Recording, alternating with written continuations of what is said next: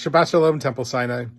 This Shabbat we read Lech Lecha, which is the Torah portion where we are introduced to Abraham, and he's still Avram at this point, and he's instructed to get going, to leave his parents' home and to go out into the world and to settle in the land of Israel.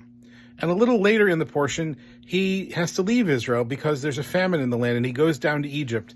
And on the way, he tells Sarah, tell him you're my sister instead of my wife. And we end up with this whole messy situation with a pharaoh in Egypt, and we have the realization that Abraham, who is our patriarch, who is one that we really want to admire and look up to, who argues with God and does all these wonderful things, also has some flaws. And so we find that our leader is imperfect, and that's a tough pill to swallow. But it's probably the perfect lesson to have the Shabbat before Election Day. When we are electing our leaders, we're not looking for perfection. We're looking for those who will represent our beliefs and our values. Now, we all have different beliefs and values, and so for some of us, candidate A might be the right one, and for some of us, candidate B.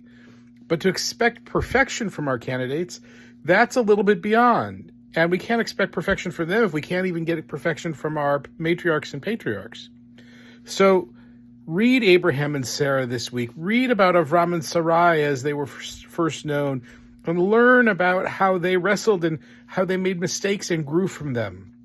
And then when you go to the polling place on Tuesday to vote, look at the ballot and look at the candidate who you think can learn, who can still grow, who can represent what you believe, but who also has the potential, like Abraham and Sarah did, to grow and to metamorphosize into something greater. If you pick that candidate, then your vote will be the right vote.